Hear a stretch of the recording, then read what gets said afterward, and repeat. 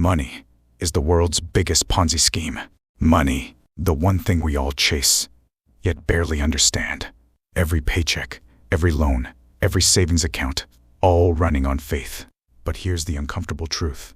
The entire world financial system is the biggest Ponzi scheme ever created, and it's reaching its breaking point.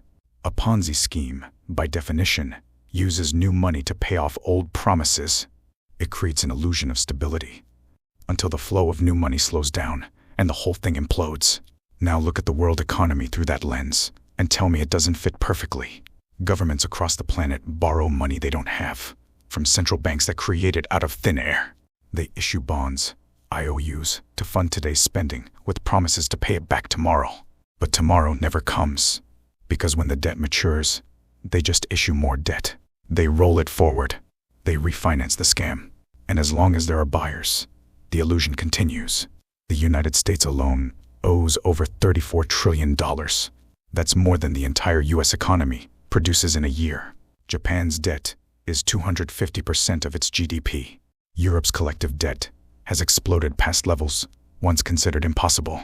And the only thing keeping this entire mountain of IOUs from collapsing is confidence, a fragile belief that governments can always pay their bills.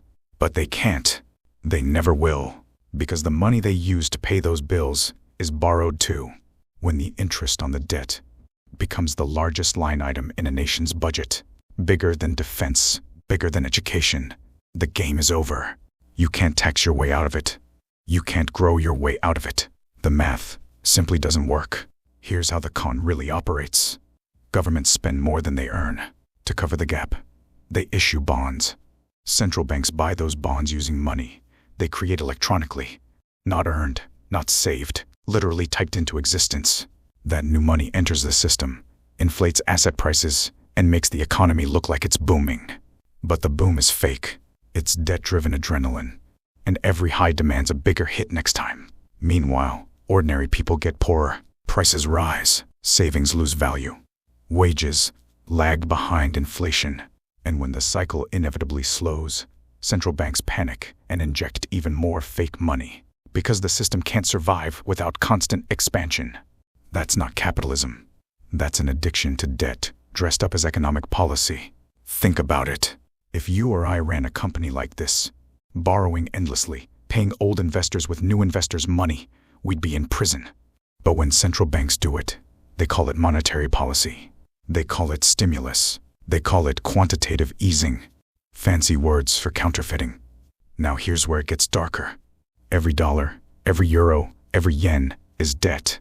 There's no money without corresponding debt, somewhere in the system. So to keep the game alive, the debt must always grow. If borrowing stops, the system crashes, because there isn't enough real productivity to pay back what's already owed. It's a treadmill with no off switch. Slow down, and you fall off. This is why central banks panic at the idea of deflation, falling prices, because it threatens the illusion of perpetual growth. So instead, they choose inflation, silently stealing purchasing power from savers to keep the Ponzi alive a little longer. It's not incompetence, it's design. The system rewards debtors, punishes savers, and forces everyone to play the game whether they want to or not. And the biggest winners? The ones closest to the money printer. When new money is created, it doesn't hit everyone equally. It enters through banks, corporations, and financial elites, who spend it before prices rise. By the time that new money reaches ordinary workers, inflation has already eaten its value. This is called the Cantillon effect, and it's why the rich always seem to get richer, no matter who's in power. But even the elites can't outrun arithmetic forever. Interest compounds. Debts expand faster than real productivity. And eventually, the burden becomes unsustainable. At that point, governments have two options: default openly, or default secretly through inflation. History shows they always choose the second. They'll print, they'll restructure, they'll change the rules mid-game, and then they'll sell you the reboot as a solution. Digital currencies, centralized control, programmable money that can expire, be frozen, or taxed automatically. They'll promise safety and convenience, but what they're really building is the next version of control. The coming collapse isn't just financial, it's philosophical. For centuries, money was supposed to represent trust, labor, and value. Now it represents manipulation, speculation, and deceit. And when trust finally breaks, when people realize that governments can't pay what they owe, that central banks are just legal counterfeiters, the entire illusion will burn down. Every empire that's ever existed has collapsed under the weight of its own debt. Rome did, Spain did, Britain did, and now it's America's turn.